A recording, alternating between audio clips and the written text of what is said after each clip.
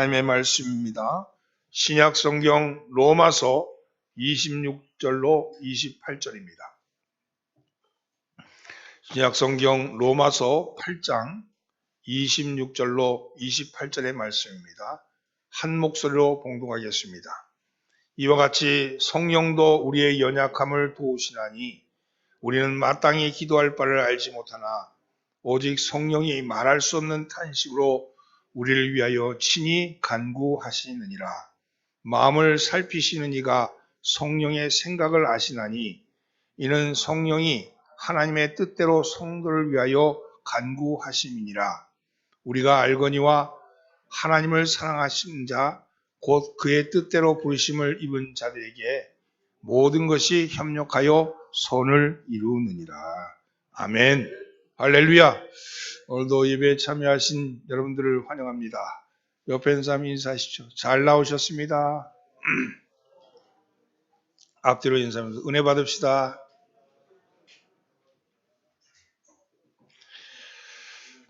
한 우물에 두 개의 두레박이 있었습니다. 한 두레박은 물을 퍼러 내려가면서 이렇게 말합니다. 나만큼 불행하게 사는 놈도 없을 거야. 우물에 나올 때는 언제나 가득 차서 나오지만 들어갈 때는 항상 비어서 들어간단 말이야. 이렇게 얘기를 하고 있어요. 다른 두레박은 물을 퍼러 내려가면서 이렇게 말합니다. 나는 텅 빈 상태에서 우물에 들어가는데 나올 때는 언제나 가득 채워서 나온단 말이야. 이렇게 얘기합니다. 같은 상황에서도 보는 관점, 느끼는 관점에 따라서 좋은 일도 될 수 있고 나쁜 일도 될 수 있죠. 먼저 두레박은 불평의 두레박이고 나중에 두레박은 감사의 두레박입니다. 감사의 두레박은 항상 낙천적이지만 불평의 두레박은 항상 염세적입니다. 똑같이 바람이 불어와도 배의 방향을 결정하는 것은 바람이 아니라 돛입니다. 풍선이 높이 날 수 있는 것은 풍선의 색깔이나 바람의 방향이 아니라 그 속에 무엇이 들어있느냐가 높이 날 수 있는 관건이죠. 늘 부정적인 말을 하는 사람의 생각은 부정적인 생각이 가득 차 있기 때문에 그런 것이고 늘 긍정적인 사람은 긍정적인 생각이 가득 차 있기 때문에 그런 것이죠. 늘 좋은 일만이 일어나는 것은 늘 좋은 마음을 가졌기 때문입니다. 그래서 감사하면 감사거리가 생긴다. 그런 말이 있잖아요. 그리스도인들은요, 낙천적입니다. 그리스도인들은 낙천적이에요. 예수를 구주로 믿고 그리스도인이 되면 근본적으로 낙관주의자로 변화됩니다. 자신에게 주어지는 모든 상황을 낙관적으로 바라봅니다. 좋은 상황만이 아니라 나쁜 상황까지도 낙관적으로 잘 될 것으로 바라보는 것이죠. 아이가 아파도 사업이 잘 안 돼도 남편과의 관계에 문제가 생겨도 내가 사랑하는 사람이 뒤통수를 쳐서 나를 배반하고 떠나도 그 상황에서 낙심하고 두려워하고 원망하기보다는 이 모든 것이 잘 될 것이다. 그렇게 바라보고 그렇게 기대합니다. 왜냐하면 인생을 이끌어가는 주인은 내가 아니고 하나님이시기 때문에 그렇습니다. 그리고 그분이 내 삶을 잘 아시고 나보다 내 삶을 더 잘 아시고 내 운명을 나보다 더 잘 알고 계시기 때문에 그분이 나를 택하시고 나를 당신의 백성으로 삼으셨다면 그분이 나를 선한 목적에 따라서 이끄시는 것을 믿기 때문입니다. 낙천적인 사고의 근원은 하나님의 선하심과 그의 선하신 목적에 대한 신뢰입니다. 전적인 신뢰입니다. 하나님이 선하신 분이다. 하나님이 나를 선하시게 쓰실 것이다 하는 그것에 대한 신뢰죠. 스스로가 인생의 주인이라고 생각하고 스스로가 인생을 주관한다고 생각한다면 그 인생은 불안의 연속일 것입니다. 지금 상황이 잘 되고 좋아 보여도 불안의 시한폭탄을 가슴에 안고 사는 것이죠. 이게 좀 지나면 망하면 어떡할까? 좀 지나면 이 행복이 깨어지면 어떡할까? 이런 생각이 마음속에 늘 또아리를 들고 앉아있기 때문에 늘 불안한 마음이 있는 것이죠. 그동안 가졌던 긍정적인 생각도 어떤 문제가 탁 발생하면 싹 사라지고 희미해지고 상황이 악화될 것에 대한 불안감이 엄습해 오는 겁니다. 그런데 하나님의 상을 알고 그분이 우리의 인생을 주관함을 알게 된다면 지금 비록 문제가 생긴다 할지라도 지금 비록 계획한 대로 되지 않는다 할지라도 이것이 지속적으로 될 것이라고 보지 않고 이것을 통해서 더 좋은 일, 더 나은 일이 생길 것이라고 바라보게 된다는 것입니다. 낙관주의자의 특징은 어떤 일을 바라볼 때 긍정적인 것을 크게 보고 거기에 집중합니다. 그러나 비관주의자의 특징은 부정적인 것을 크게 보고 거기에 집중하게 돼 있죠. 자식이 말 잘 안 들으면 비관주의자는 이것이 지속되어서 아이가 망하지 않을까, 아이가 망치지 않을까, 아이가 잘못되지 않을까, 거기에 자꾸만 생각이 집중되어지고 바꾸려고 들지만 바뀌지 않는 것에 대해서 염려하는 거죠. 그러나 낙관주의자는 자식이 지금 말 잘 안 듣는다 할지라도 그것은 그 때고 그 때다. 이 때가 지나가면 잘 듣게 될 것이다. 그리고 염려하지 않습니다. 불안하지 않습니다. 그리고 바뀔 것에 대해서 기대합니다. 그리스도인은 부정적인 상황을 크게 보는 비관주의자가 아니라 작은 긍정적인 변화에 의미를 두는 낙관주의자입니다. 이것이 바울의 태도입니다. 이것이 바울이 말한 태도죠. 빌립보서 1장 12절 말씀에 이렇게 말합니다. 형제들아, 내가 당한 일이 도리어 복음 전파의 진전이 된 줄을 너희가 알기를 원하노라. 무슨 말씀입니까? 바울이 복음을 전하다 옥에 갇혔잖아요. 옥에 갇혀서 사람들이 그 옥에 갇혔으니까 복음이 이제 더 이상 전파되지 못할 거다. 복음에 방해가 될 거다. 생명의 위협이 될 거다. 어려움을 당할 거다. 이렇게 생각하지만 바울은 그렇게 생각하지 않습니다. 오히려 내가 갇힌 것이 좋은 일이 된 것이다. 이렇게 말합니다. 우리는 바울과 같이 위기 상황 속에서 긍정적으로 바라보는 낙관주의자가 되어야 합니다. 여러분이 그런 낙관주의자가 되시기를 예수님으로 축원합니다. 그런데 실제로 우리의 생활 속에는, 우리의 삶 속에는 우리의 모습이 어떻습니까? 낙관주의자입니까? 비관주의자입니까? 여러분, 우리는 낙관적이지 못합니다. 우리는 두려워하고 여전히 무서워하고 여전히 그것 속에서 왜 잘 안 될까 불평하고 원망한 적이 많습니다. 분명히 낙관주의자라고 말로는 하는데 머리로는 그렇게 생각하는데 실제의 삶은 낙관주의적인 삶을 살지 못한다는 겁니다. 작은 문제에도 흔들리고 계획한 대로 일이 잘 안 풀리면 원망합니다. 누구 때문에? 이건 문제야. 이렇게 말하죠. 왜 그렇습니까? 그것은요, 우리가 연약하기 때문에 그렇습니다.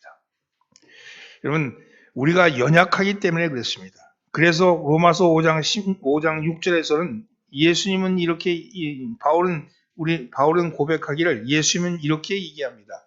우리가 아직 연약할 때 기약대로 그리스도께서 경건하지 않은 자를 위하여 죽으셨도다. 우리가 아직 연약할 때, 우리가 연약하다는 거예요. 여러분, 하나님은 우리의 연약함을 너무도 잘 아십니다.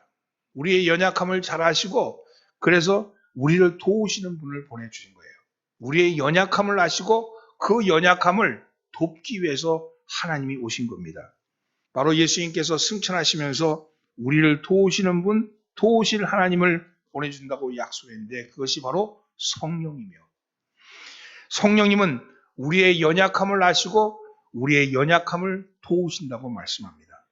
근데 한 가지 여기서 살펴봐야 될 것은 죄를 짓는 것을 연약함 때문이라고 변명해서는 안 됩니다. 내가 죄를 짓는 것과 연약함과의 상관관계죠. 많은 사람들이 내가 연약하기 때문에 어쩔 수 없어서 죄에 빠졌다, 죄악에 빠졌다고 말합니다. 그러나 죄의 문제는 우리의 마음의 자세와 더 크게 연결되어 있습니다. 마음의 자세를 다른 말로 하면 마음의 의지입니다. 마음의 의지. 마음의 의지가 무엇인가 하는 것은요, 가룟 유다와 베드로의 잘못된 점을 살펴보면 쉽게 이해할 수 있습니다.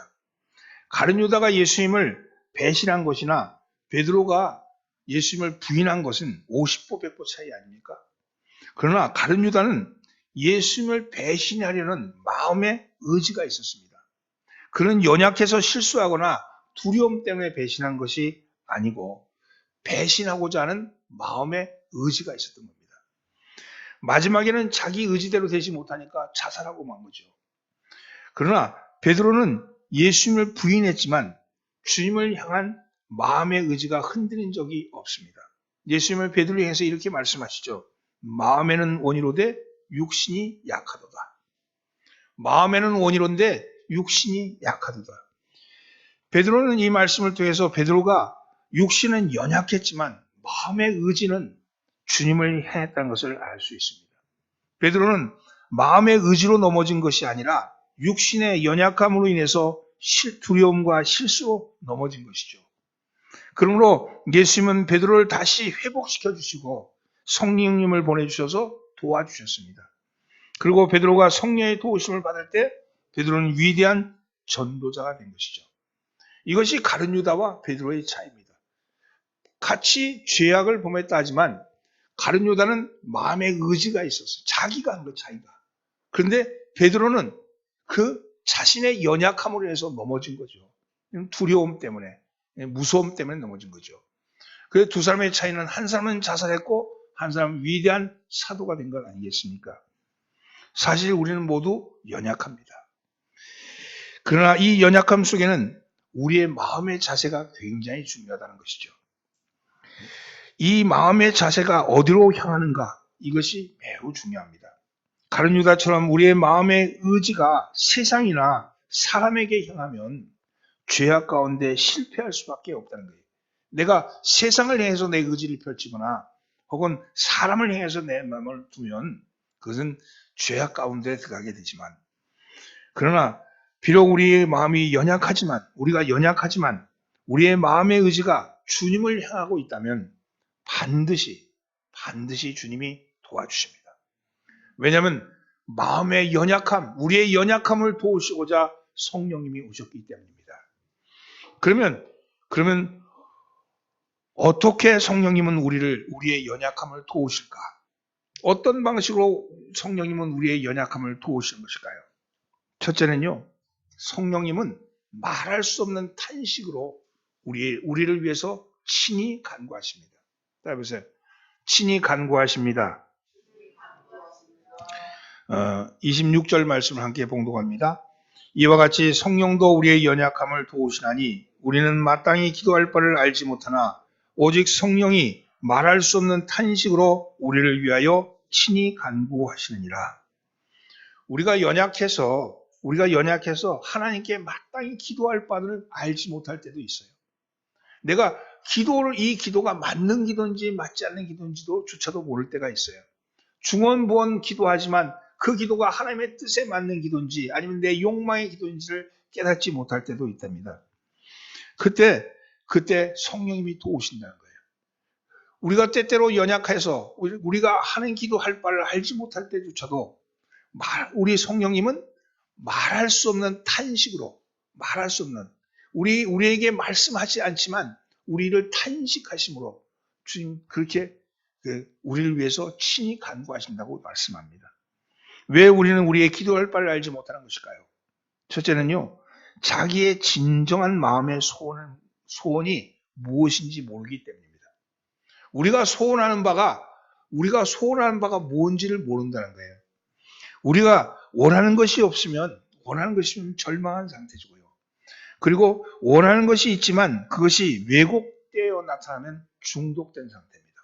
어떤 사람들은 하나님이 원하지 않는 기도, 자기의 원하는 기도인데 죽을 기도를 자꾸 하고 있는 그런 경우도 있죠. 중독은 우리를 살리는 것이 아니라 우리를 타락시킵니다. 이때 성령님은 우리의 마음의 소원을 회복시켜 주시고 하나님께 마땅히 기도할 바를 알게 하신다는 겁니다. 성령님이 알게 하시는 것이죠.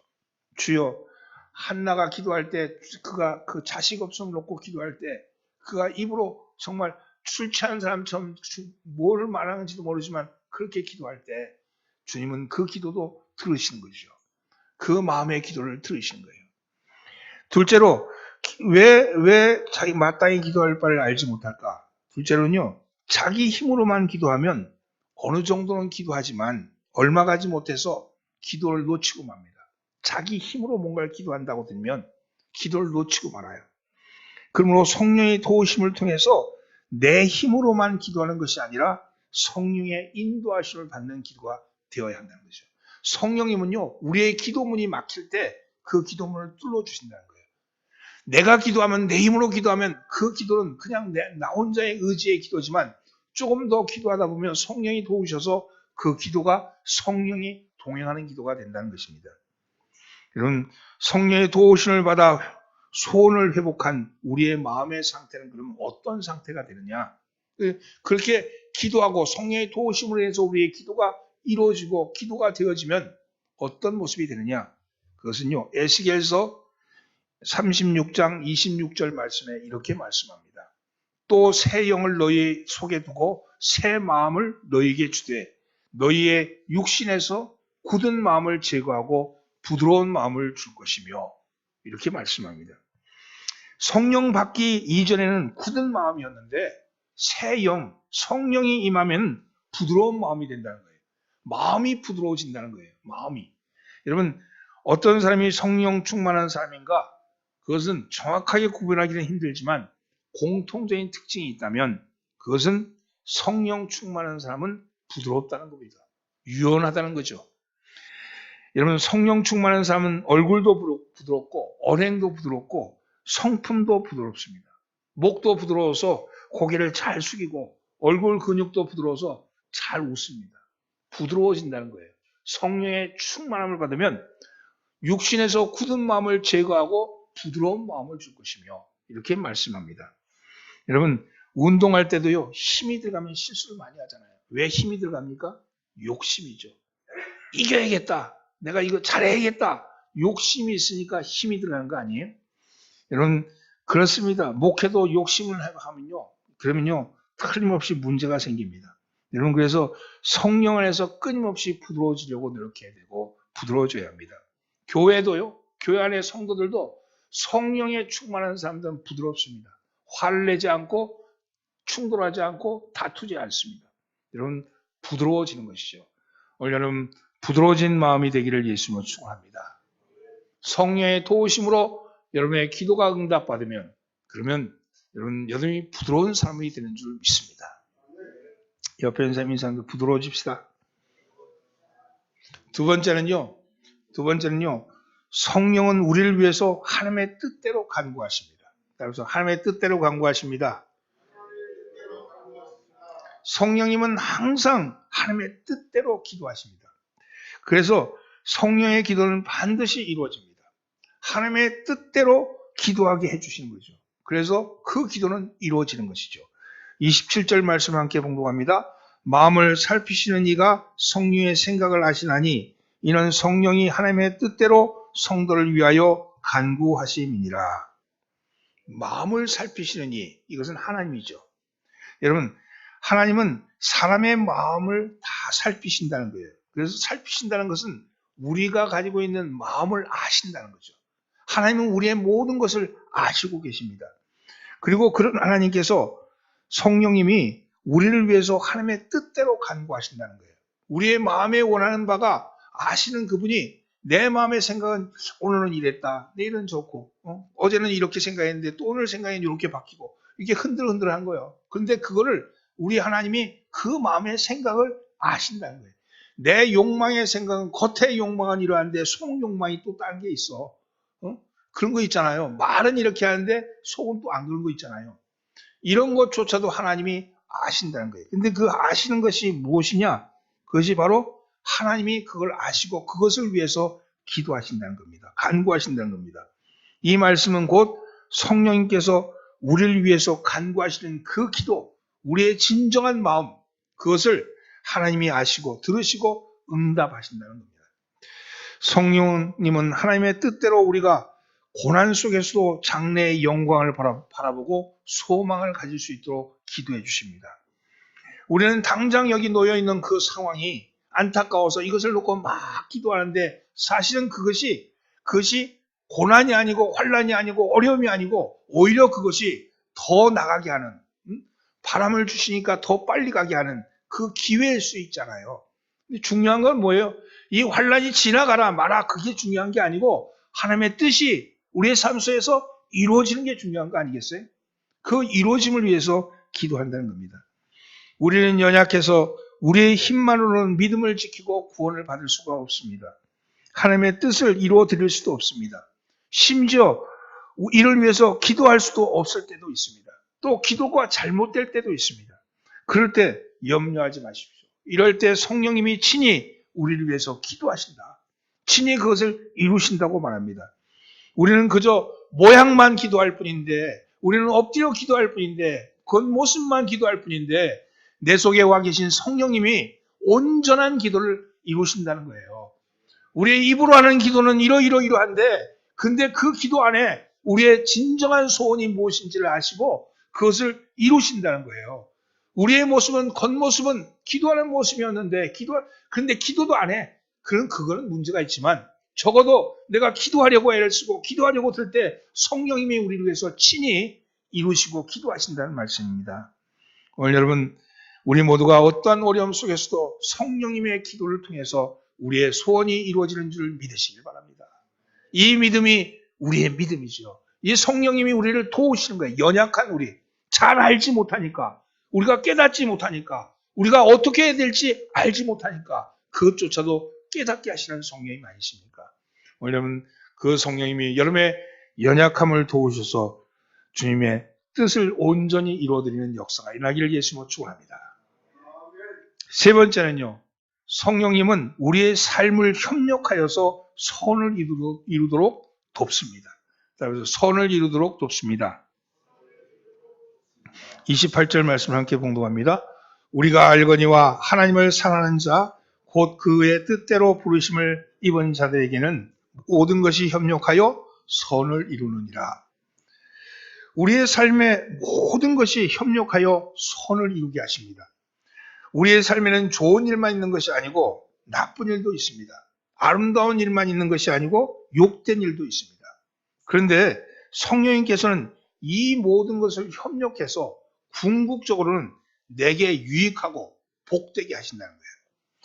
성령이 도우시면 그것이 가능합니다. 어떤 환경, 어떤 조건, 어떤 여건도 아름다운 선으로, 아름다운 것으로 결말나게 하신다는 거예요.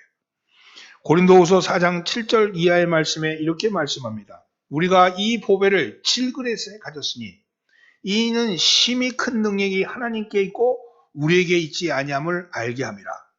우리가 사방으로 우겨쌈을 당하여도 쌓이지 아니하며 답답한 일을 당하여도 낙심하지 아니하며 박해를 받아도 버림받지 아니하며 거꾸리 틈을 당하여도 망하지 아니하고. 왜요? 우리 안에 보배를 가졌기 때문에.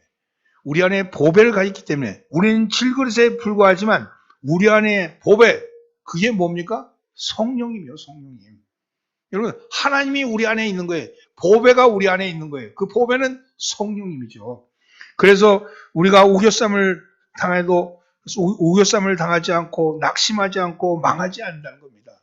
성령이 우리를 지키시고 돕기에 세상이 아무리 우리를 우겨싸도 결코 우겨쌈을 당하지 아니하고 우리가 세상 사람에 의해서 거꾸로 틀어질자도 망하지 아니하며 이것은 오직 성령 충만함에 있었던 사도 바울의 간증 아닙니까?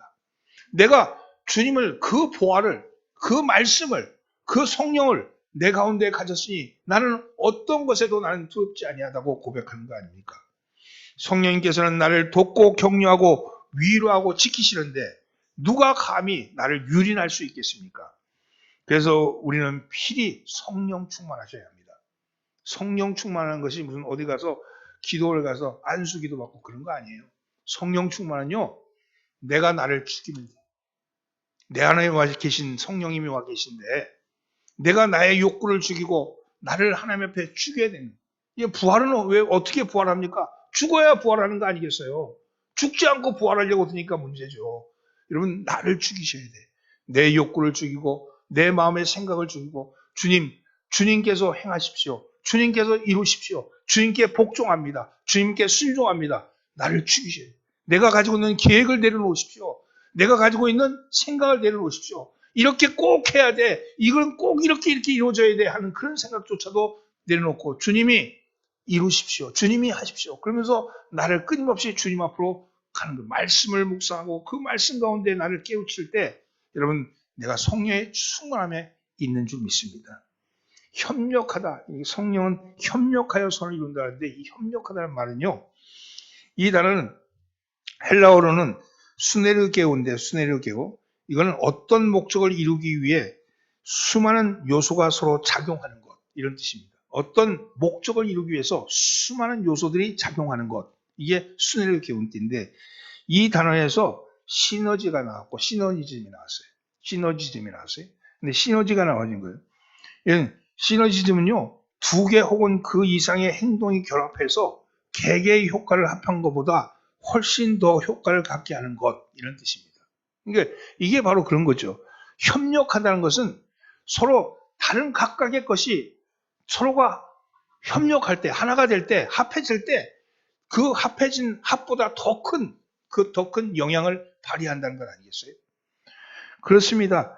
두세 사람이 기도하면 하나님께서 함께 하신다. 합심하면 그 기도에 이루어 주신다. 이런 말씀 하셨잖아요. 주님이. 마찬가지로 여러분 우리가 살아가면서 여러 가지 일을 당하지만 그럴 때마다 협력해야 됩니다. 협력해. 근데 성령과 우리가 협력한다는 거예요. 하나님과 우리가 협력한다는 거죠. 이 말씀은 하나님은 우리가 살아가면서 겪는 여러 가지 사건들을 다 합해서 우리가 상상할 수 없는 가장 아름다운 작품을 만들어내신 분이라는 거예요. 때로는 우리의 삶이 실패의 연속입니다. 고통과 좌절의 연속처럼 보일 때가 있습니다. 내 삶은 아무것도 잘 풀리지 않는다고 생각할지도 모릅니다. 그러나 하나님의 계산법에 의하면 하나하나의 실패와 하나하나의 고통과 좌절을 합해서 선을 만드신다는 거예요. 이것은 다 실패작인데 근데 결과적으로 보니까 그것이 성공작이 됐다는 거예요. 응? 전투에서는 졌는데 전쟁에서는 이겼다는 거예요. 전쟁에서는. 이런 거죠. 여러분 어떻게 이런 일이 가능할까요? 그것은 하나님은 전능하신 분이시고 하나님은 위대한 예술가이십니다. 우리 그 무엇보다도 하나님은 우리를 사랑하신다는 사실.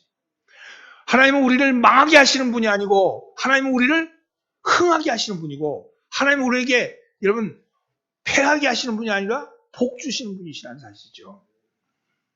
어떤 여인이 집에서 구운 비스켓을 가져와서 자기가 일하고 있는 사무실에 직장 사람들에게 하나씩 나눠줬어요. 사람들이 참 맛있다. 야, 어떻게 비스켓이 이렇게 맛있냐. 이렇게 비스켓을 칭찬하고 여인의 솜씨를 칭찬했습니다. 그때 그 여인이 이렇게 말합니다. 참 이상해요. 이 비스켓을 만드는데 들어간 재료는 하나같이 맛없는 것들 뿐이에요. 밀가루도 맛이 없죠. 베이킹 파우더도 맛이 없죠. 그렇다고 쇼트닝이 맛있냐? 그것도 맛도 별로 없는 그런 건데 근데 그 맛없는 거예요. 다. 주 재료 말고도 거기에 들어가는 첨가제들도 다 하나같이 맛없는 것뿐이 없어요. 그런데 이렇게 맛없는 재료들을 한데 모아서 섞어서 오븐에 구우면 이렇게 맛있는 비스켓이 되는 건 참 이상하지 않아요? 이렇게 얘기하더래요. 여러분 이와 같이 우리 인생도요 상당 부분 아무 맛도 없고 심지어 역겹기까지 하는 부분도 많습니다. 그러나 하나님은 그런 맛없는 것들조차도 하나도 버리지 아니하시고 다 취하시고 그래서 우리가 예상치 못하는 아주 선한 결과를 만들어내신다는 거예요. 여러분 인생들이 그 차이 재미없잖아요. 인생들. 이 재미없는 인생들을 모아서 아름다운 인생을 만들어내는 게 하나님이십니다. 뭐 익사이팅한 아주 대단한 신앙의 간증거리가 없다 할지라도 여러분 날마다 내가 하나님 앞에 나가서 정말 몸이 건조한 것 같은 그런 기도 생활이지만 그리고 신앙생활이 다른 사람들처럼 능력 있는 것도 아니고 기도의 응답이 팍팍 나타나는 것도 아니지만 그러나 그 모든 것을 모으셔서 우리의 신앙을 아름다운 신앙으로 만든다는 거예요.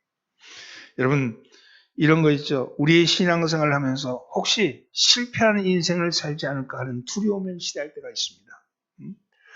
제가 목회 올해 31년째인데 내가 목회한 게 뭐가 있냐. 나 정말 정말 저 신학교 졸업하고 나올 때는 세상에 정말 훌륭한 목사, 정말 멋진 목회자가 되기를 사모하며 나왔는데 30년 지나고 돌아보니 그렇게 뭐 대단한 것도 이런 것도 없고 그렇게 온 것 같아요. 근데 제가 또 돌아보니까 그게 그래도 하나님의 뜻대로 걸어온 길이었지, 이런 생각이 들어서 마음에 뿌듯함이 있습니다. 여러분, 하나하나는 별 볼일 없지만 그러나 하나님이 나를 그렇게 이끄신 거죠. 날 이끄신 거죠. 그것에 대해서 감사하고 그것에 대해서 기쁨을 느끼는 것은 그런 거 아닐까 하는 생각이 듭니다. 여러분, 우리의 인생은 마치 모자이크를 수놓은 것과 같습니다. 모자이크는 하나하나의 볼품없는 정말 별 뜻이 없어 보이는 그런 재료를 가지고 모자이크를 통해서 완성하고 나면 아름다운 그림이 되잖아요. 아름다운 작품이 되잖아요. 이란에 가면 테헤란 궁에 있는데 그 테헤란 왕궁에 가면 세계에서 가장 아름다운 모자이크 작품이 있다고 합니다. 그 모자이크 작품은 천장이며 벽이 모두가 다이아몬드처럼 다면으로 빛을 반사하게 되어 있는데, 근데 보는 사람이 그걸 보면 황홀경을 느낀대요. 그 유리로 만든 그 모자이크인데, 근데 다면이요, 다면. 그래서 빛이 들어오면 그 빛이 아주 아름답게 황홀하게 비치는 그런 모자이크라고 합니다. 근데 사실은 처음에 이 궁전을 디자인할 때는요, 벽에다가 큰 거울 조각들을 붙일 계획이었다고 합니다. 그래서 파리에서 거울을 주문했는데, 주문한 그 거울이 도착해 보니까 상자를 열어봤더니 그 거울이 다 깨져 있는 거예요. 금이가 있고 깨져 있는 거예요. 그래서 관계자는 깜짝 놀랐답니다. 왜냐하면 거울이 모두가 부서져 있었기 때문입니다. 그런데 화를 낼 줄 알았던 건축가가 뜻밖에도 그 깨진 거울 조각들을 모두 부수라는 거예요. 더 잘게 부수라고. 그래서 그 잘게 부서진 거울 조각들을 아주 작은 크기로 부수기 시작했습니다. 그리고 그것들을 일일이 천장과 벽에다가 풀로 붙였습니다. 그러자 그 거울 조각들이 은빛으로 반사하는 모자이크가 되어서 사용한 겁니다. 그렇게 해서 산산조각 나버린 거울 조각들이 세계에서 가장 아름다운 모자이크 작품으로 탈바꿈한 것이죠. 때로 우리의 인생도, 우리의 삶도 가망 없을 정도로 깨져버리고 부서져버렸다고 느껴질 때가 있습니다. 내 인생은 끝났다. 나는 이걸 끝이다. 이렇게 생각할 때가 있죠. 그러나 하나님은 그렇게 생각하지 않으십니다. 하나님은 그렇게 생각하지 않으십니다. 하나님은 산산조각 나버린 우리의 삶의 파편들조차도 놀랍게도 아름다운 것으로 그걸 만들어낼 줄 아는 그런 분이십니다. 하나님은 우리의 실패의 조각들, 우리를 괴롭히는 상처의 조각들, 우리의 트라우마들, 우리는 이것 때문에 나는 안 돼, 내 인생은 이것 때문에 망했어, 이렇게 생각하는 약점들, 이런 것조차도 그 볼품없는 흉터조차도 모자이크 하셔서 빛을 발하는 위대한 작품을 만드시는 분이 우리 하나님이십니다. 여러분 기억하십시오. 하나님은 우리를 선택하실 때, 우리를 택하셔서 우리를 구원하실 때 우리를 망하게 하기 위해서 구원하신 것이 아니고 흥하게 해서 구원하신 겁니다. 여러분, 우리는 근본적으로 긍정적일 수밖에 없는 거예요. 왜냐? 여러분, 전적인 타락한 인간. 아담이 범죄함으로써 전적인 타락한 인간. 그래서 죽음으로 들어갈 수밖에 없는. 죽음은 뭐예요? 절대 부정이잖아요. 절대 부정. 절대 부정에 빠져 있는 우리를 주님이 오셔서 우리를 건지셔서 구원했는데 우리를 생명을 주셨다 그랬잖아요. 죽음에서 생명으로. 생명은 뭡니까? 절대 긍정입니다. 우리의 방향은요, 절대 긍정의 방향이라는 거예요. 여러분, 오늘 우리의 일어난 많은 일들 속에 우리가 도무지 이해할 수 없고 도무지 우리가 받아들일 수 없고 용납할 수 없는 일조차도 하나님은 그것을 선한 것으로 만드신 분입니다. 여러분, 좋은 것, 잘된 것, 멋있는 것, 이것만 가지고 하나님이 만드신 작품이 아니고 우리의 인생의 작품이라는 것은요, 잘 안 된 것, 실패한 것, 모자란 것, 망한 것, 이런 것조차도 버무리셔서 우리의 인생을 선한 것으로, 생명 있는 것으로, 절대 긍정의 자리로 이끌어 가시는 분이 우리의 하나님이십니다. 이것이 우리가 고백하는 하나님이고 이것이 우리가 믿는 하나님 아닙니까? 여러분, 그 하나님을 믿으시면 아멘 하십시오. 여러분, 말씀을 정리합니다. 그리스도인이 된다는 것은 근본적으로 비관주의자가 낙관주의자로 변화하는 겁니다. 부정적인 사고가 긍정적인 사고로, 염세주의자가 소망을 가진 사람으로 변화하는 것을 의미합니다. 그런데 우리의 삶은 그렇지 못합니다. 왜 그렇습니까? 여전히 비관적이고 여전히 부정적이고 왜 여전히 염세적입니다. 왜 그렇습니까? 그것은 우리가 연약하기 때문에 그렇습니다. 우리의 연약함을 아시는 하나님은 그래서 그 연약함을 돕기 위해서 성령 하나님으로 오신 겁니다. 성령 하나님 오셔서 밖에 거주하시는 분이 아니고 우리 안에 거주하시면서 우리 안에 내주하시면서 우리를 도우시는데 어떻게 도우십니까? 오늘 본문 말씀에 따르면 말할 수 없는 탄식으로 우리가 무엇을 구해야 할 바조차 알지 못할 때 말할 수 없는 탄식으로 우리를 도우신다. 두 번째는 우리를 위해서 하나님의 뜻대로 간구하신다. 그리고 세 번째는 여러분 우리의 일어나는 모든 일, 그것이 나에게 나쁜 일이든 좋은 일이든 아니면 추한 일이든 아름다운 일이든 모든 일들을 합력해서 선을 이루게 하신다. 여러분 이 하나님이 도우시는 성령님이 하시는 일입니다. 오늘 성령 하나님이 우리 가운데 와 계신 것을 믿으시기 바랍니다. 이 성령님이 여러분 이 한 주간 살아가면서 성령님이 나를 도우신다. 성령님이 나를 이끌어 가신다. 성령님이 가시는 그 길을 내가 함께 간다. 이 믿음을 가지고 이 한 주간도 승리하는 삶을 사시기를 예수님으로 축원합니다. 기도합니다. 선하신 하나님, 전능하신 하나님을 믿고 신뢰하는 믿음으로 우리의 실패, 우리의 상처, 우리의 허물들을 들고 주님 앞으로 나갑니다.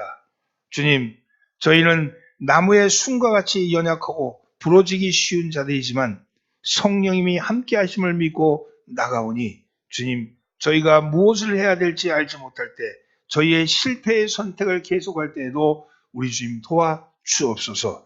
그래서 우리가 알지 못할 때 말할 수 없는 탄식으로 우리를 위해서 간구해 주시고 저희의 모든 것을 아시는 주님께서 하나님의 뜻대로 간구하여 주옵소서. 우리가 세상에 무엇을 어떤 일을 만나든 간에 그것으로 인해서 근심하고 걱정하기보다는 선을 이루시는 주님께 의지하며 모든 것이 협력하여 선을 이루리라는 믿음을 가지고 아버지 담대한 신앙생활을 할 수 있게 하여 주옵소서. 이 한 주간도 주님 우리 주님 지켜주셔서 우리가 가는 길이 하나님이 뜻하는 길이 되게 하시고 아버지께서 기뻐하시는 길이 되기를 원합니다. 우리가 만나는 사람들, 우리가 만나는 일들 가운데서도 우리 주님의 역사함을 보게 하시고 그것 안에서 주님이 온전히 역사함을 깨닫게 하여 주옵소서. 우리를 원하신 예수님의 이름으로 기도합니다. 아멘.